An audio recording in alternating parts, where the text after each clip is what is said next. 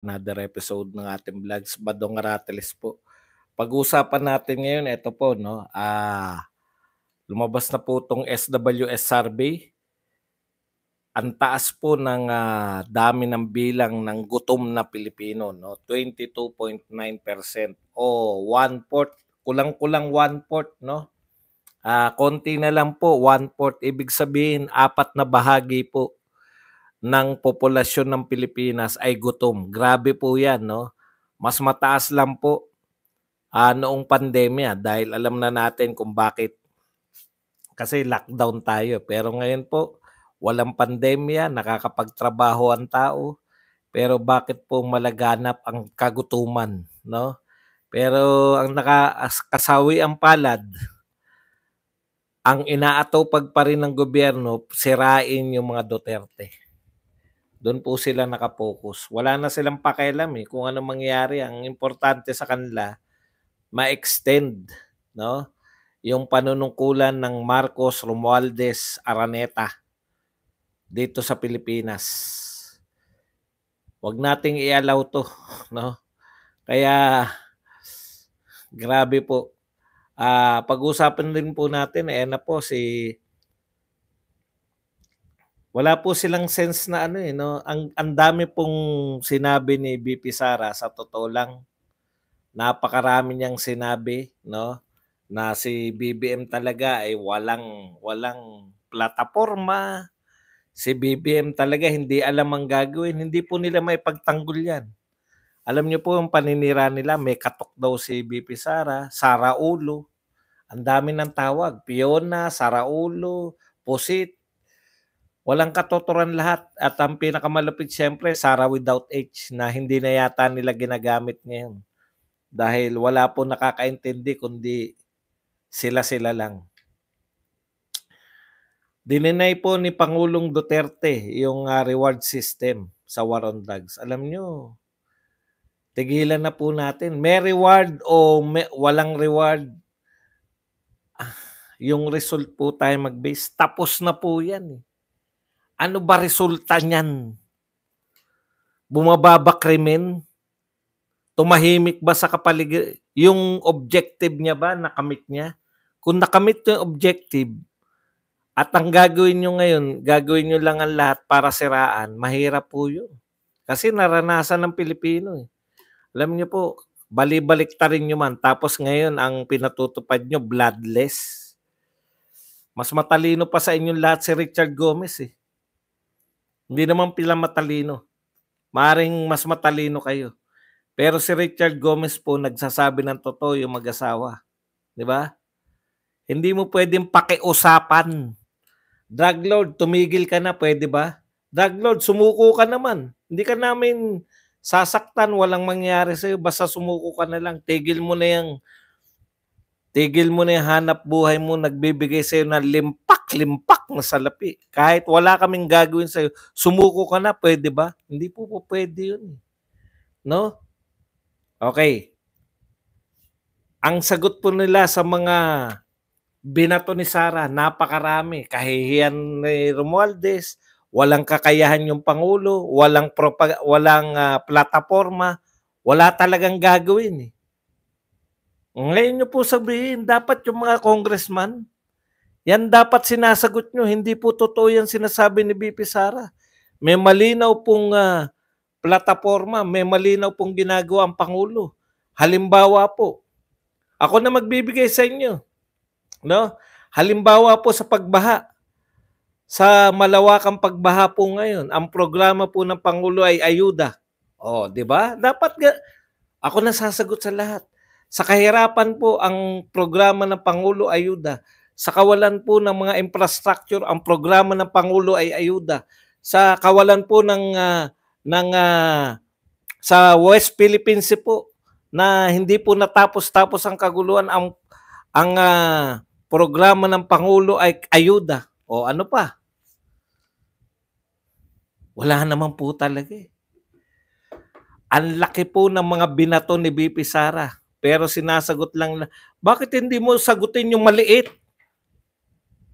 Binatuhan nga kayo na malalaki. Ang tanong ko rin, ibabalik ko rin sa inyo.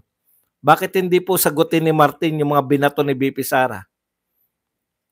Bakit po hindi sagutin ni BBM yung mga binato ni BP Sara?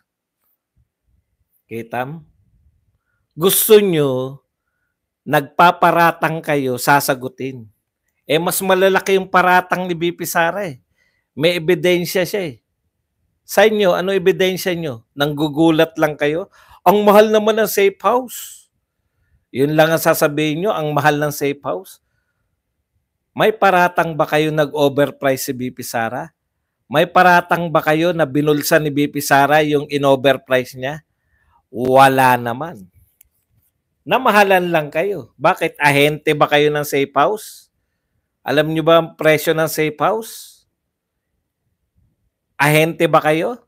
Hindi rin. Wala kayong ideya rin. Katulad din namin.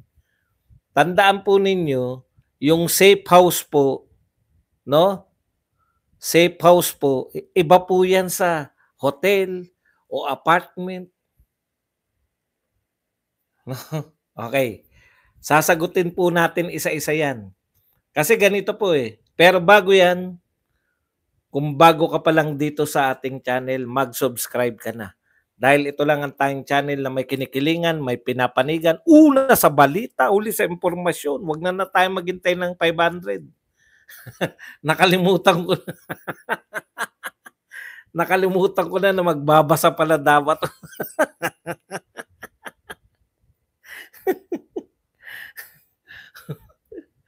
Sige, tuloy-tuloy na natin. Tuloy-tuloy na natin. Pasensya na po kayo. Medyo nadala po ako eh. Okay.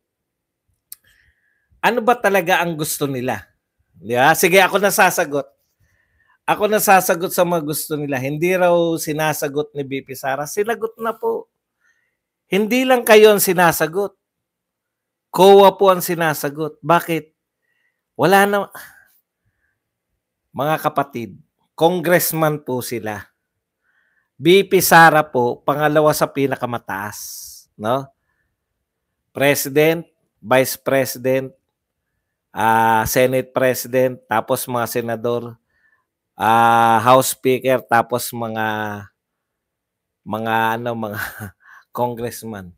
Yung pangkaraniwang congressman na may bagote, nag-speech, gusto nila sagutin ni BP Sara yung speech nung congressman. Saan nag-speech? Doon po sa kanilang kota sa House of Representatives. Tignan nyo kung gaano po ka-absurd tong gusto nila mangyari. Kakampi lang nila lahat ng press. Kaya ang sinasabi ng press, bakit hindi mo sagutin? Bakit hindi mo sagutin? Bakit hindi mo sagutin? Under po ba ng mga congressman yung vice president? Hindi po. No? Tanong, yung budget po ba ng vice president kinakailangan sagutin niya? Kinakailangan siyang mag-report kung paano niya ginastos sa House of Representatives, sa mga congressman? Kay Bigote, kay Valeriano, kay Dong Gonzales? Sino pa ba yung maingay? Sa mga young guns? Kinakailangan po ba yung isang batang-batang congressman na nagmaktol? Sabi, ang gastos mo naman, gastadora ka, BP Sara. Sagutin mo yung sinasabi ko. Kinakailangan po ba na magbigay po ng pugay yung pangalawa sa pinakamataas? Lahat po na mag-aakusa rito, pupuntahan niya, eto po kasi yung sagot. Congressman, yung tinatanong niyo po, eto po kasi yun, no? Dito ko po ginastos yan, dito ko po. Wala po sa Constitution yan. Ang ginagawa po nila, pinaluluhod po nila yung pangalawa sa pinakamataas na posisyon. Ito po ginagawa sa tulong po ng media. Dahil inuulit-ulit po ng media na kinakailangan magpaliwanag si BP Sara, inuulit-ulit po, bakit po kinakailangan magpaliwanag? Ano natural? Tanga, luliboy, bobo ka, no? Dapat ba magpaliwanag sa akin yung presidente dahil nagbabayad ako ng tax? Hindi, hindi. Yung mga report po, nagpapasa po ng report ang bawat ahensya kung paano nila ginastos yung pera, no? Nagpapasa po yan, kanino? Sa COA, Commission on Audit. Hindi po sa mga congressman. Vice President, o ang congressman ang papasahan, hindi po. Kaya ito kapritsyo lang nila. Anong sinasabi mong magpapaliwanag sa congressman? Kailan pa? O sino yung nagsabi na nga nun? Tanggalin ko muna. Pero tatanungin natin siya. Sinong vice president ang nagpaliwanag sa congressman paano niya ginastos ang pera? Sino pong vice president? Si Lenny ba nagpaliwanag? Kaaway pa ni Digong yan. Nagpaliwanag po ba sa congressman na may bagote? O sa congressman na niluluma na sa kalumaan ng buhay? Mayroon po ba si Vice President Noli de Castro po ba, kahit siya po ang pinakamahinang Vice President, mayroon pinagpaliwanag po ba ng congressman nung panahon niya? Si Jejo Marbinay po ba pinagpaliwanag ng congressman paano niya ginagastos yung pera niya? No? Si Leni Robredo inaaway si Rodrigo. Meron po ba kayong instance? Pakita po kayo ng ebidensya. Evidence po. At matitiyak ko sa inyo, wala pong vice president na nagpapaliwanag sa congressman. Hindi porket sinabi ng congressman at ng media, kinakailangan na sumunod yung vice president. Nagkataon lang, nakakampi nila media. Pero hindi porket sinabi ng media, yun na dapat. Nakuha niyo po ba? Bakit po magpapaliwanag sa inyo? O ganito po, budget hearing, tama naman. Pupunta ka dapat. Di ba? Pero bakit ka pumupunta? Para matiyak mo na yung hinihingi mo, maibigay. Alam na ni BP Sara na hindi ibibigay sa kanya. Nagpunta naman siya, pinaliwanag niya naman. Pero gustong ureratin yung tinanggal na nila. Ang power lang po ng Congress, power of the purse. Power po yan para mag-budget. Hindi po power para kalkalin paano mo ginastos ang pera. COA lang po ang may kakayahan, karapatan at kapanyarihan na busisiin lahat ng paggastos ng lahat ng tao sa pamahalaan. COA lang. Hindi po congressman na may bigote, hindi po congressman na uugod-ugod na, hindi po congressman na magagalitin. Wala po yan sa power nila na ipatawag. No? Wala po sa power nila yan.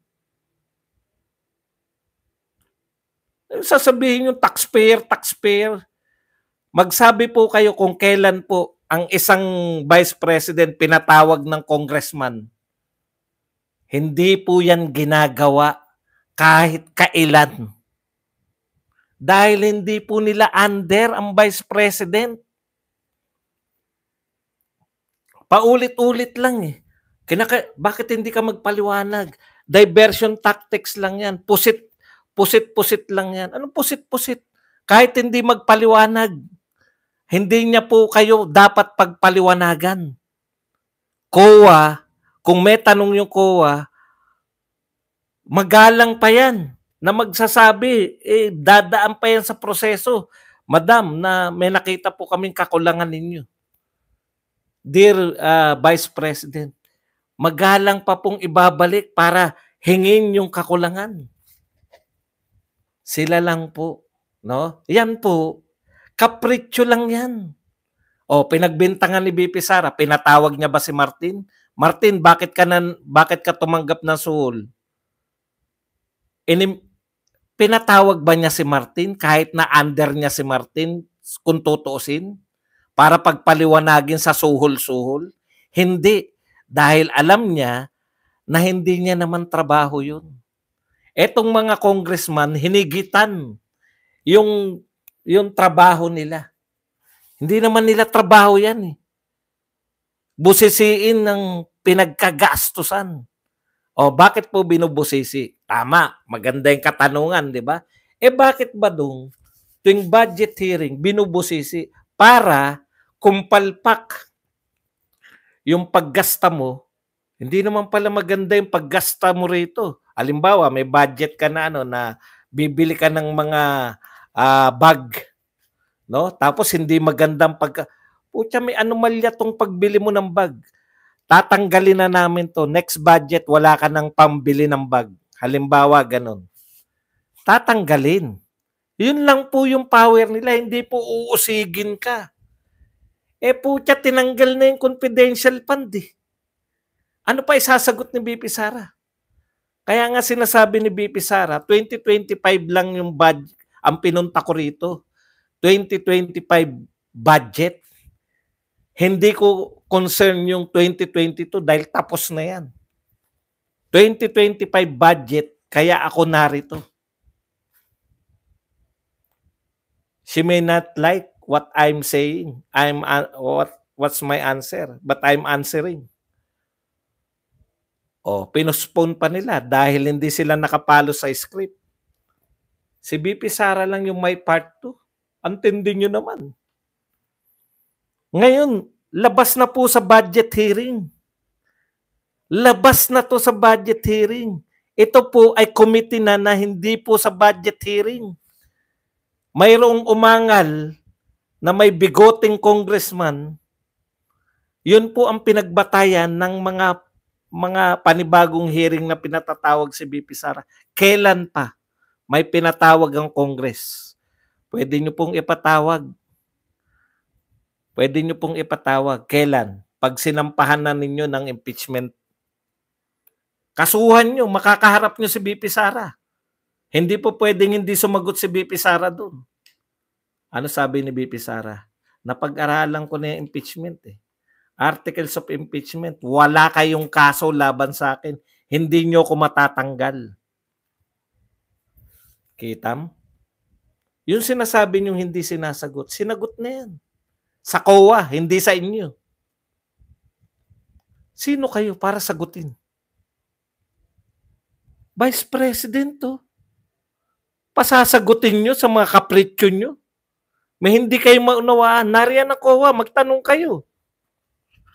Ayaw nyong unawain yung sinasabi ng COA. I-contempt nyo.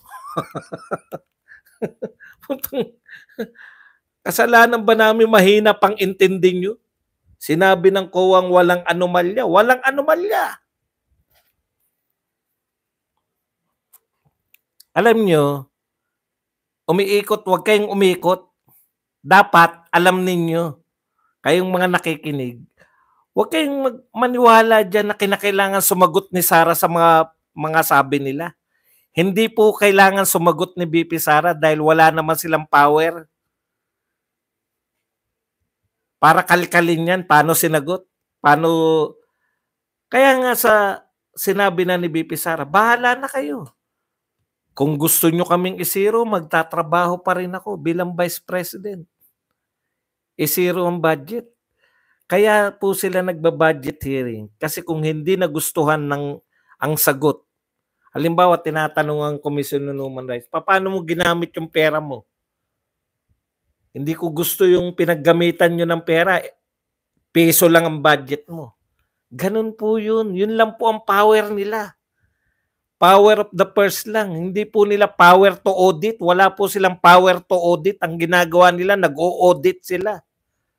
Pero mo ko na-question, ang mahal naman ito. Ang mahal daw nung bayad sa upa ng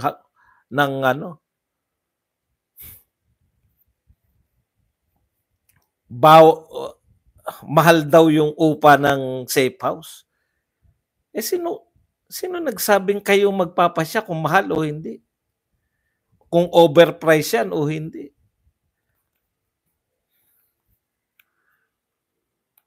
Huwag kayong palinlang na kinakailangan si BP Sara sumagot sa mga congressman. Hindi po. Ngayon, bumanat na si BP Sara. Ano po ang sagot nila? Panay kasinungalingan. Tignan po ninyo. Bibigyan ko po kayo ng halimbawa. Ano ba 'tong ano na 'to biglang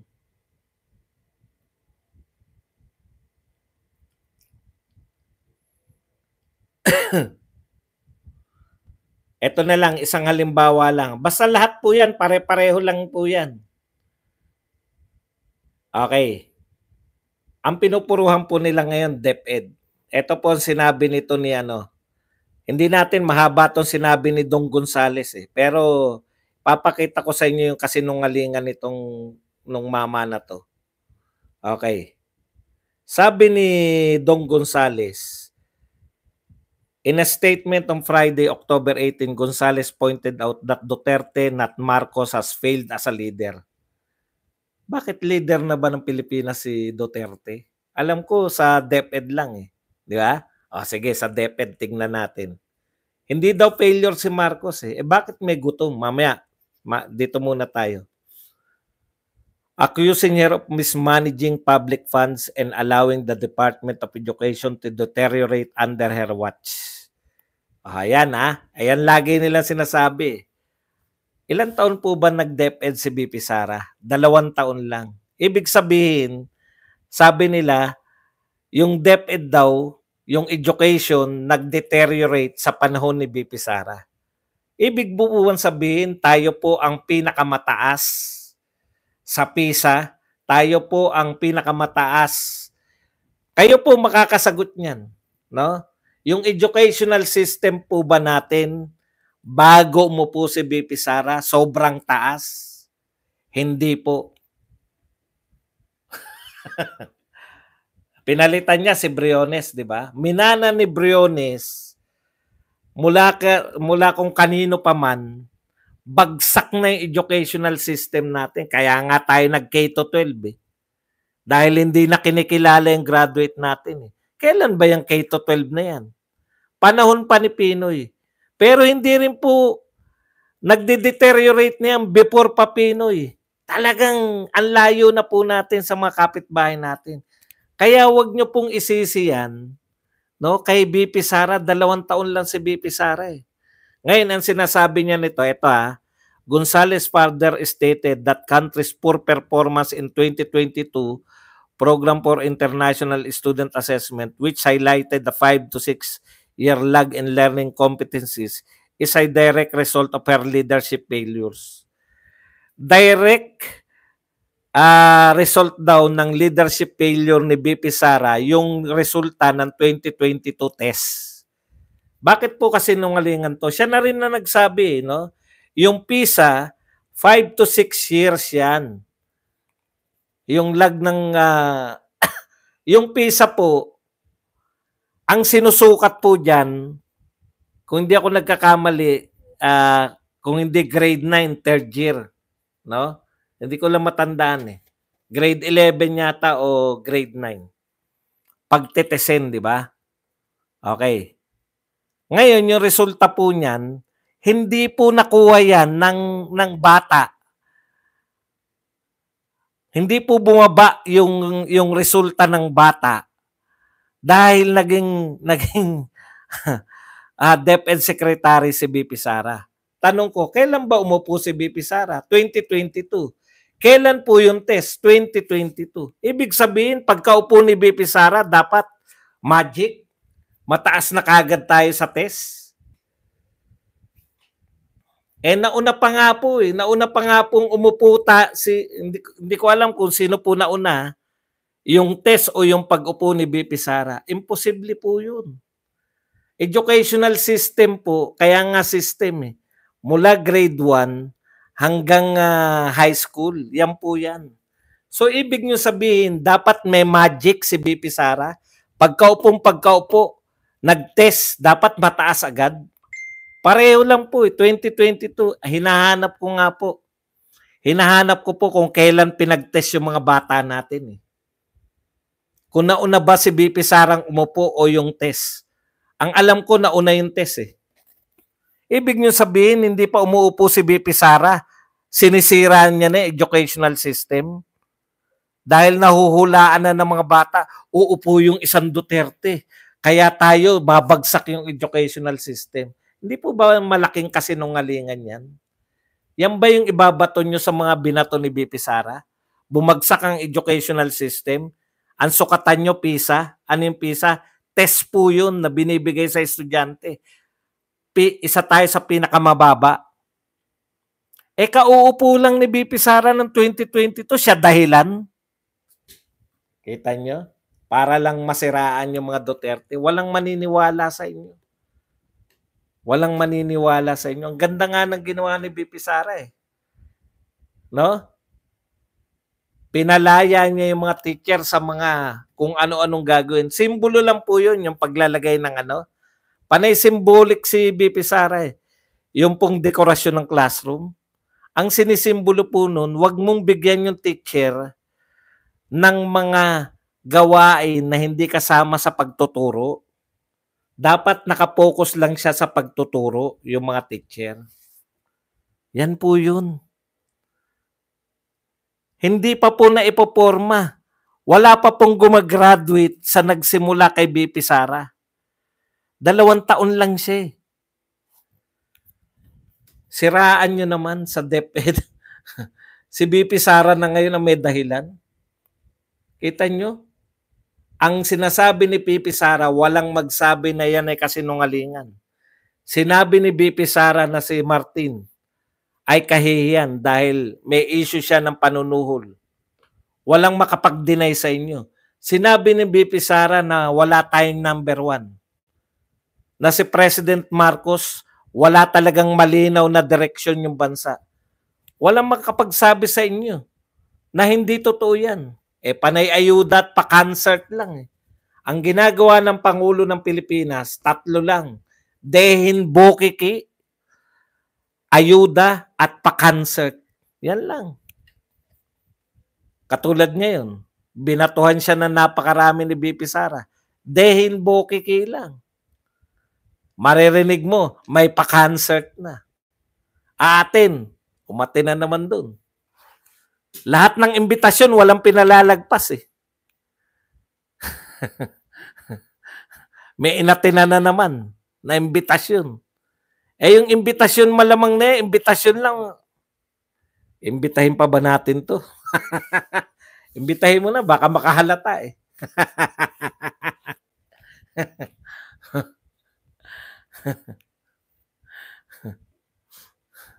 Wala ngang kayo nga ang walang sinasagot eh. Hindi ba sinasagot ni BP Sara yan? Sinagot na ni BP Sara yan. Sinagot niya na yan sa COA. Sinagot niya na rin yan dito sa press con. Ano sinabi niya? Wala namang kayong binibintang sa akin. Wala namang kayong kaso sa akin. Actually, tina-challenge kayo eh. Kasuhan niyo siya. Yun yung sinasabi ni BP Sara. Kasuhan niyo siya ng impeachment. Wala naman kayo. Sinagot na ni BP Sara yan. Ang sagot ni BP Sara, ang ginagawa ninyo, fishing expedition.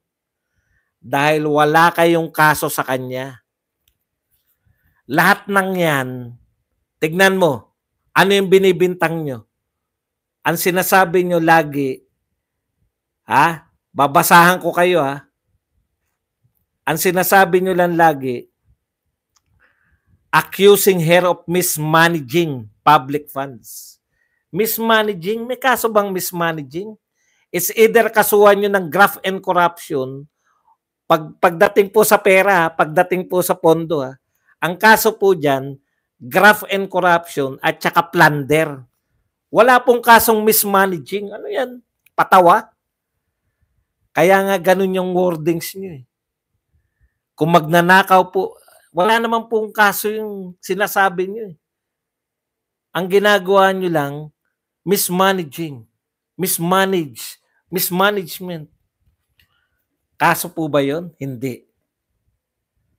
Ano lang ibig sabihin yun? Hindi nyo gusto kung paano siya mamuno. Hindi nyo siya trip. Kasi pag kaso po, ganito ang wordings nyo. Siya ay corrupt, official, meron siyang ginawa niya, plunder. Wala naman kayong salitang plunder at corruption. Di ba? Yan yung sagot ni BP Sara. Sinagot na kayo. Bakit kayo sasagutin sa mga kapritsyo nyo? Sinagot na rin ni BP Sara. Nalulula kayo sa 11 days. Ano sabi ni BP Sara? Normal lang na gumastos ang gobyerno. Bilyon pang araw. Isang araw, wala pong problema. Wala nga kayong problema sa 1.4 billion na flood control program per day.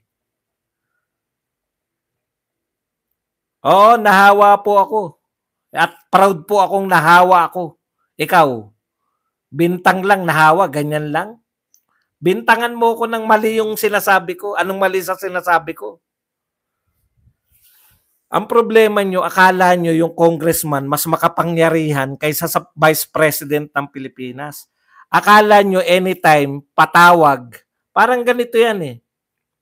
Para mas maunawaan lang po natin, no? Yung alam natin ng, kasi baka nga naman nag-iisip tayo, baka mas makapangyarihan nga yung congressman. Ganito lang po yan. Sa eskwelahan po, no? May problema yung teacher sa principal. Ipapatawag ba ng teacher sa faculty room? Principal, ka nga rito, may problema ako sa iyo. Di po. Di ba? Yun po yung gusto nilang gawin eh. May problema sila sa principal, para sila mga teacher, nakakakita sila ng problema. Ipapatawag ba nila? Yung faculty room po, doon po tumatambay yung mga teacher, doon gumagawa ng mga lesson plan, doon po nagpapahinga. Pag nakakita ba sila ng problema sa eskwelahan, ipapatawag nila yung principal? Principal, umupo ka nga dyan. Hindi mo ba nakita yung bakod natin? Ganun po ba? Ayun, sa simpleng salitaan lang po. Ganun po yung gusto nilang gawin. Halika rito, Vice President. Pumunta ka rito. May mga nakakita kaming ginawa mong mga mali. Punta ka rito sa amin, isasalang ka namin. Ganun po yun. No? Nakukuha nyo po ba? Ito po, isang eskwelahan lang yun, ha? Isang eskwelahan lang. Kahit po, rinding-rindi na yung mga nakikita po ng nakikita po ng mga faculty, nakikita po ng mga teacher, may problema yung principal. Hindi po nila magagawa yun. Hindi po pupunta yung principal doon sa faculty room. Principal, punta ka rito at may problema kami sa iyo. Binibigyan ko lang po kayo ng halimbawa kasi parang hindi nyo maunawaan eh. Na yung gustong gawin ng mga congressman, no? Imposible. Hindi po karapat-dapat.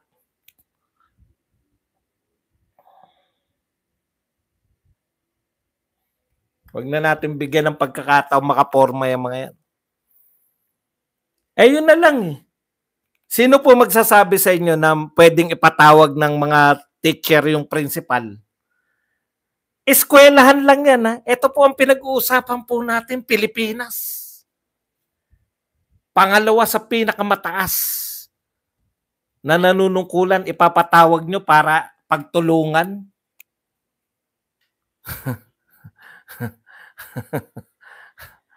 Pero hindi ibig sabihin na yung principal hindi siya nagpapasa na report.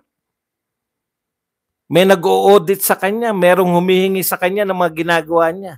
Pero never siya napupunta riyan sa naintindihan nyo sana yung sinasabi ko, no? Para lang mas maunawaan nyo.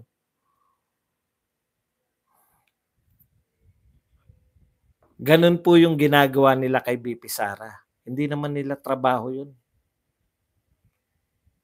Okay, punta po tayo rito sa Filipinos who experience involuntary hunger up by 22.9% in September. So lumabas po to ngayon. 'Di ba? Ito po ay balita ng GMA News Online. Bihirang-bihira po natin 'to makita. Buti nga nilabas. Kaya nga sabi ko baka luma na 'to ha. Yung pala kailan lang talaga ayaw lang nilang ilabas. Kasi bakit nga naman nila ilalabas di kasiraan po 'yan ng amo nila. Sa totoo lang po, ang bigat ng problema ng Pilipinas, 1/4 ng populasyon gutom. Yan po ibig sabihin yan. Almost 1/4 o mahigit 1/5.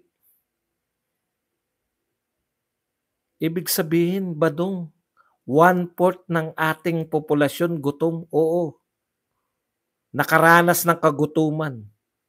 Ang meaning po ng involuntary hunger dito po sa SWS, sa isang buwan, meron silang, etong tao na nagsabi na sila ay involuntary hunger, gutom siya pero wala siyang makain. Sa loob ng, may isang araw, sa loob ng isang buwan, na siya'y nagutom pero wala siyang makain. Grabe. Grabe po ang nararanasan natin.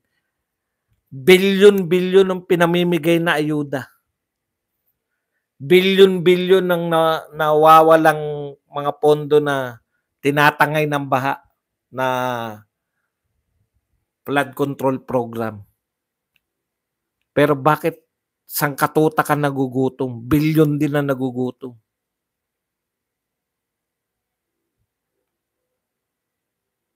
May solusyon ba yung atin, Pangulo? May solusyon ba yung Senate President? May solusyon ba yung House of Representative Speaker? Lahat po ng ginagawa nila, sirain ng mga Duterte para pagdating sa 2028, umupo si Tambaloslos.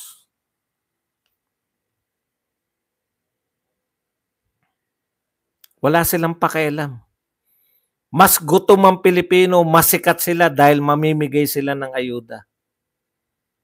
Mas gutom ang Pilipino, mas gusto nila kasi mamumudmud sila ng ayuda. Mas gutom ang mga Pilipino, mas gusto nila kasi magpapa-concert sila. Mas gutom ang mga Pilipino, wala silang gagawin kasi dehin bokeke lang katapat niyan.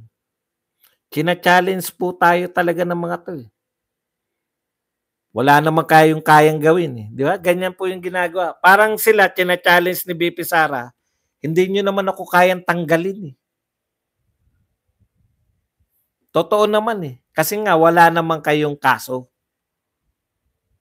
Para kayong mga umaastang mas mataas pa sa Vice President na kapritsyo nyo, biglang meron lang tingnan nyo kung ano yung basehan nila bakit pinatatawag si BP Sara. Kasi meron nag-privilege speech na may bigoteng congressman. Yun lang po yun. Parang habang nagtatanghalian ng mga teacher, halimbawa, may napag-usapan nila, yung principal nila, pinatawag na sa faculty room. Principal, dito ka, pagpapaliwanagin ka namin ng mga kalokohan mo. Pucha, di ba? Imposible po yun. Kaya imposible din yan. Ang kinakailangan nyo pong solusyonan, eto po, yung nagugutom ng mga Pilipino. Ang taas na po ng presyo naman ng kamatis ngayon.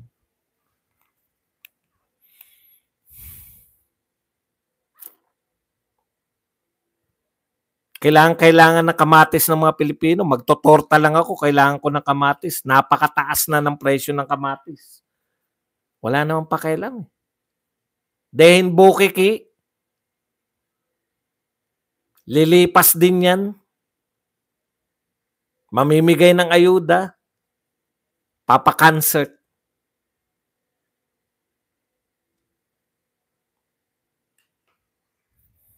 Hindi ubra yan. Tapos ang lalakas pa ng loob na, bakit hindi sumusagot sa BP Sara? Sumagot na po. Kung hindi kayo satisfied sa sagot, kasuhan nyo. Wala kayong kaso. Si BP Sara meron. Maganda yung sinabi ng isa rito. No? Alam nyo, ito talaga, tawang-tawa ko rito sa mga to. Natatandaan nyo nun, si BP Sara ay parte pa ng administrasyon. Ano sabi nila? Mag-resign ka na. Yung pamilya mo, tignan nyo ang sinasabi yung pamilya mo kung ano-ano sinasabi sa presidente.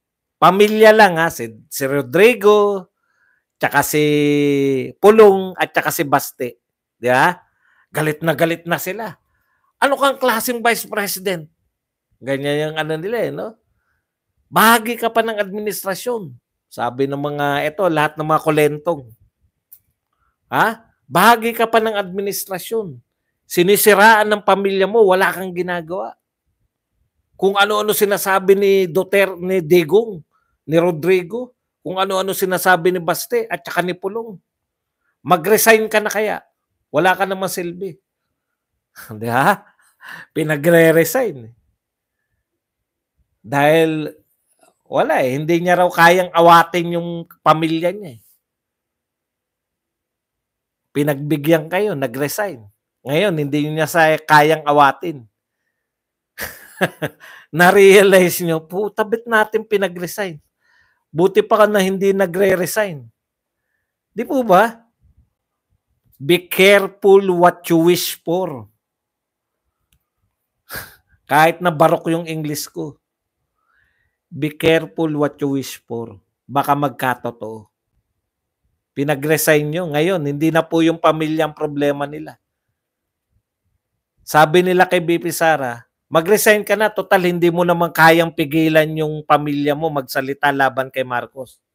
Ngayon, yung pinag-resign nyo, mas matindi pa magsalita laban kay Marcos, kay Tambaloslos, at sa lahat ng tao dyan. Mas matindi pa magsalita. Kaysa kay Rodrigo, kay Baste, at kay Pulong. Bumait nga sa tingin ko si Pulong. Biruin mo si Rodrigo, ang sinasabi ni Rodrigo, bababain ko kayo sa impyerno. Ano sinabi nitong pinag-resign nyo? Drag me to hell. At makikita nyo akong presidente dun sa impyerno. si Rodrigo, bababain lang yung mga kriminal sa impyerno. Naunahan pa siya Naunahan pa siya ni Sara. Si Sara pala presidente ng impyerno. Be careful what you wish for. No? Kasi may mga nananawagan ng mga eengot-engot eh. Akala nila nag-aawat yung gobyerno eh. Akala nila yung gobyerno, no? Hindi lang sinasampa na impeachment. Ang panawagan na ng mga mahina kukoting follower. Bakit hindi pa sampahan ng impeachment yan si BP Sara? Bakit ayaw pang sampahan? Bakit ayaw nyo pang sampahan? Una, wala silang maisampang kaso. Ikalawa, be careful what you wish for. Sasampahan nyo na impeachment?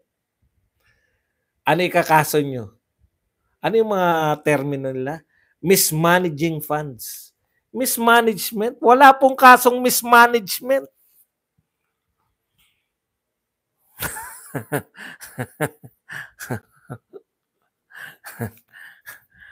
Kaya nga po binigatan ng Constitution Ito lang yung mga pwedeng isampang, ito lang yung mga impeachable offense. Kasi kung mabababaw po yung mga impeachable offense, palit tayo ng palit ng Pangulo, Pangalawang Pangulo, Supreme Court. Kasi kinakailangan po matitindi po yung mga ginawa. Sa tingin nyo, mismanagement. Sa tingin nyo, napabagsak niya yung education system. Ano ba yan? Impeachable ba yan? Hindi po. Pananaw lang nila yan.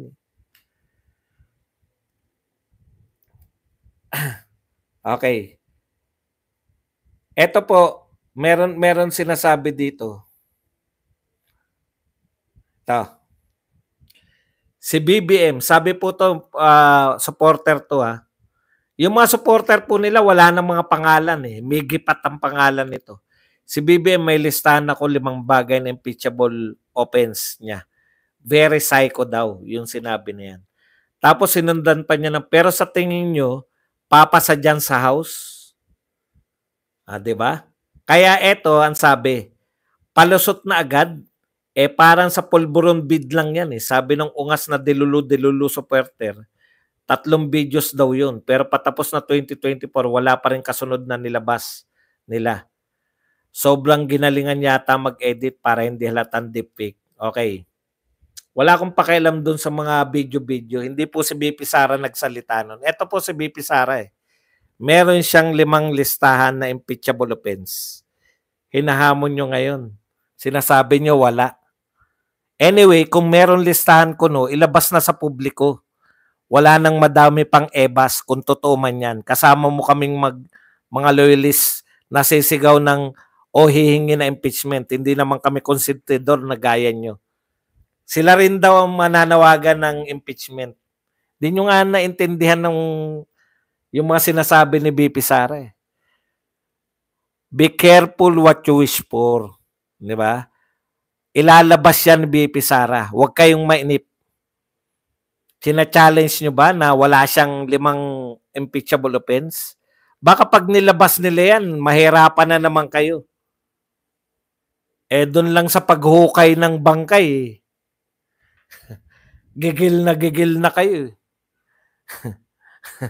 Sige, asarin nyo si BP Sara na wala siyang impeachable offense ni Marcos. Huwag kayong mag-alala. Marami pa yan. Kayang-kaya kayo ni BP Sara di ba? Kayang-kaya kayo.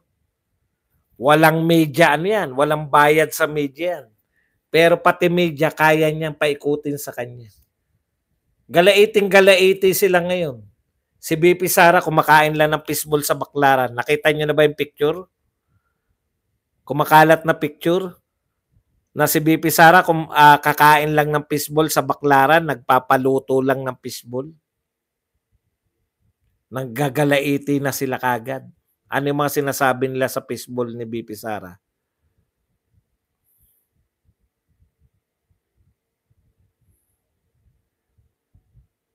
Hala, no.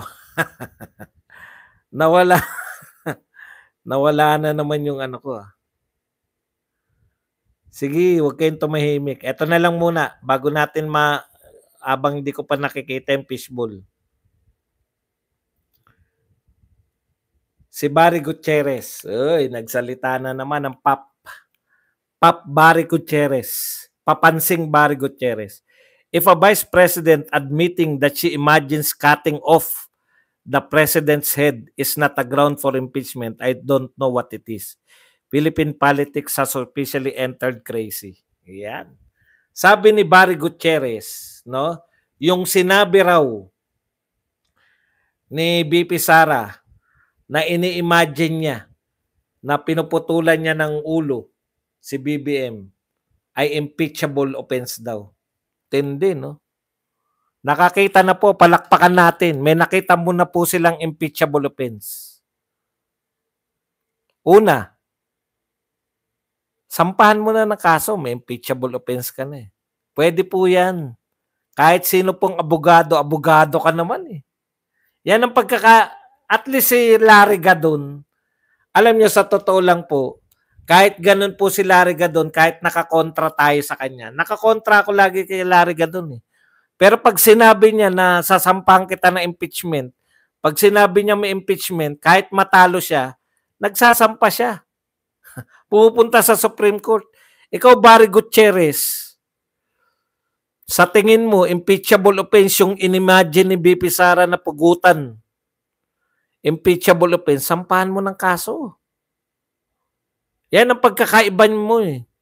Ikaw, panay ka lang tokis. Magsampa kayo ng kaso. Ikalawang punto. Di inamin nyo na wala talaga kayong impeachable offense na nakikita. Kasi kailan lang ba sinabi ni BP Sara yan? Nung isang araw lang. Ngayon lang kayo may nakitang impeachable offense? Buhat dun sa sinabi? Kailan pa naging impeachable offense yung mag-imagine? Ini-imagine ko. Nakasama ko ngayon si Ivana Alawi. Pumapalag-palag pa siya. Pwede na ba akong kasuhan dahil sa imagination ko? Tindi nyo. Nag-imagine lang eh. Kakasuhan nyo na. Okay. Pangulong Duterte po.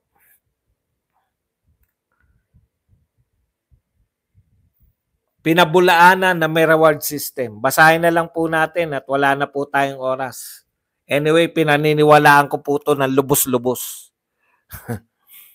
Yung sinasabi nilang reward, walang reward dyan. Hindi ako nagbibigay ng reward. ang pinakaano ko sila sa akin, if mission accomplished, yayayain ko sila sa restaurant, magkain kami, and I congratulate them. Yun lang po yun, no? Alam ko nagsalita na rin yung iglesia, no? Kaya po iglesia yung pinahanap ni Pangulong Duterte dahil hindi matakaw sa kwalta yung mga miyembro ng Iglesia ni Cristo. Hindi po dahil yung gustong palabasin na mamamatay tao kasi, hindi po. Yung sa paghawak ng pera, masinop. Hindi po nanakawin. Di positive pala sa Iglesia ni Cristo. Kaya lang ang pag-deliver ni Garma masama eh.